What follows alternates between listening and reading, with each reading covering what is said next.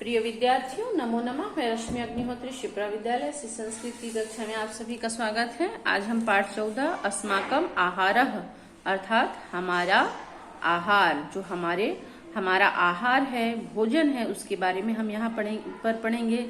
जैसे कि आपको सभी बताते हैं बच्चों, है ना, कि किस तरह का भोजन करना चाहिए, कैसा भोजन करना चाहिए। जो हमारे डॉक्टर्स हैं, बड़े हैं, वैद्य हैं, सभी बताते हैं कि जो भोजन है वह तो सभी करते हैं, सभी प्राणी करते हैं, लेकिन किस तरह का भोजन करना चाहिए और कैसा भोजन करना चाहिए। तो जो भोजन है वह हमारा संतुलित होना चाहिए और विभिन्न प्रकार की जो जानकारी है हमें इस पाठ में मिलेगी। चलिए पढ़ते हैं कि अस्मिन् संसारे सर्वे प्राणिनः आहारं गृह्णन्ति। इस संसार में सभी प्राणी आहार ग्रहण करते हैं, भोजन ग्रहण करते हैं। जीवन रक्षार्थम आहारस्य अतीव आवश्यकता भवति। जीवन की रक्षा के लिए आहार की बहुत अधिक आवश्यकता होती है ना। आहार अर्थात भोजन। तो मानवस्य आहारा कीदृशः भवेत् इति विषये अस्माकं ऋषयः मुनयः वैद्यश्च उपदिशन्ति यत् बाल्यकालात् वृद्धावस्थापर्यन्तम् अस्माकम् आहारः संतुलितः भवेत्। मनुष्य का जो आहार है वह कैसा होना चाहिए, इस विषय में हमारे ऋषि मुनि वैद्य उपदेश देते हैं। कहते हैं कि बाल्यकाल से लेकर वृद्धावस्था तक जो मनुष्य है उसका आहार संतुलित होना चाहिए, है ना। संतुलित भोजन करना चाहिए मनुष्य को। फिर सद्य प्रसूतः, जो नवजात शिशु होता है, जो जन्म लिया हुआ, बहुत ही कहना चाहिए कि तुरंत पैदा हुआ जो बच्चा होता है, शिशु होता है, बालक, उसके लिए मातुः दुग्धम पीबती। वह सिर्फ माता का दूध पीता है। तुरंत पैदा हुआ बच्चा सिर्फ माता का दूध पीता है। मातृ दुग्धम पौष्टिकम भवति। माता का दूध पौष्टिक होता है ना। पौष्टिक मतलब स्वास्थ्यवर्धक। और पौष्टिकः आहारेण शिशुः संवर्धन्ते।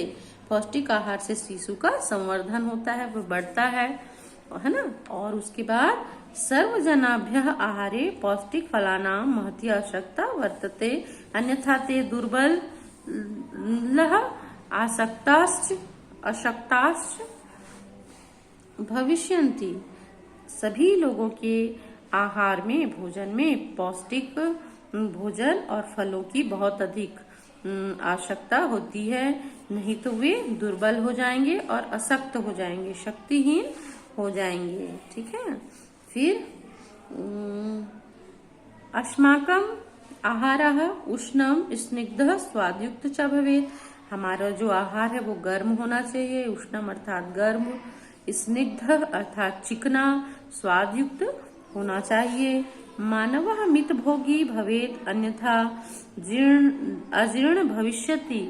मनुष्य को मितभोगी अर्थात कम भोजन करने वाला होना चाहिए, मितभोगी, नहीं तो अजीर्ण हो जाएगा, अपच हो जाएगा। अपच हो जाने से, खाना डाइजेस्ट नहीं होने से दुनिया भर की उसको बीमारी होगी, फिर वह जो है स्वस्थ नहीं रहेगा। तो इस तरह से वैद्यः कथयन्ति अजीर्णम मंत्रम रोगस्य कारणम अस्ति। वैद्य कहते हैं कि जो अजीर्णम अपच भोजन होता है वह रोगों का कारण होता है। रोग का कारण क्या है? अपचन। जो पचा हुआ भोजन नहीं होता है वही रोगों को उत्पन्न करता है। किस तरह से बच्चों? जैसे कि अच्छे से चबा कर नहीं खाओगे, भोजन नहीं पचेगा तो वो सड़ेगा और सड़कर पेट दर्द करेगा और पेट से संबंधित बहुत सी बीमारियों को आमंत्रित करेगा। तो प्रसन्न चित्तेन स्वस्थ स्थाने संयमेन उपविश्य नात्यधिकम नातिद्रुतम आहारम कुर्यात्। प्रसन्न चित्त होकर स्वच्छ स्थान पर संयम पूर्वक उपविश्य यानी बैठ करके, ना तो बहुत अधिक जल्दी और ना ही बहुत अधिक धीरे आहार करना चाहिए, है ना। फिर है चाणकः तंडुलः गोधूमः द्विदलम यवः, आढकी, मुग्धः, माशः इत्यादि अन्नानि सन्ति।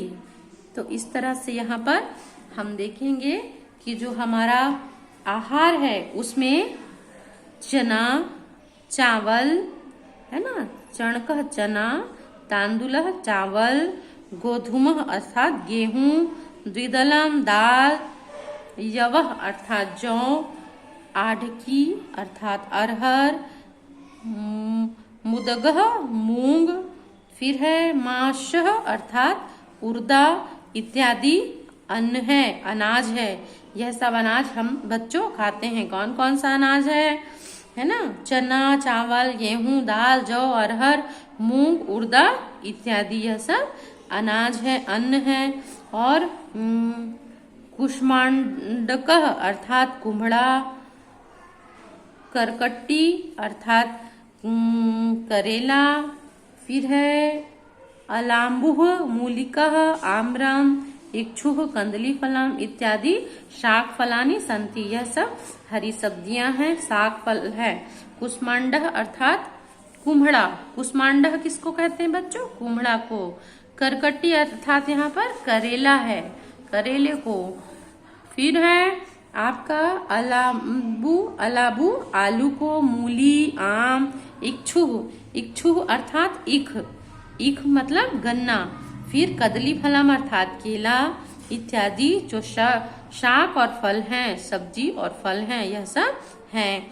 फिर है नवनीतम, दुग्धम, घृतम, तर्कः, दधि इत्यादिकः, मक्खन, दूध, घी, मठा जिसको छाछ भी कहते हैं इत्यादि ये पेय पदार्थ हैं जिसे हमें पीना चाहिए, स्वास्थ्य के लिए लाभकारी होंगे। एते सर्वे शाकाहारी मानवानाम आहारः, यह सभी शाकाहारी मनुष्य का आहार है, भोजन है। तो इस तरह से शाकाहारी मनुष्य को यह सब संतुलित मात्रा में ग्रहण करना चाहिए अपने आहार में। फिर है बालकानां कृते दुग्धम अमृतम कथ्यते, बच्चों के लिए दूध जो है वो अमृत कहा जाता है। घृतम तु बलवर्धकम, जो घी होता है वो बलवर्धकम होता है, शक्ति बढ़ाता है, शक्तिदायक होता है, बल को बढ़ाता है।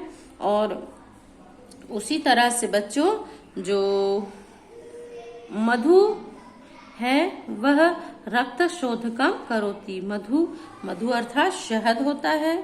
मधु किसको कहते हैं हम, शहद को कहते हैं, है ना। वह खून की सफाई करता है, रक्त शोधनम अर्थात रक्त की सफाई करता है, खून की सफाई करता है।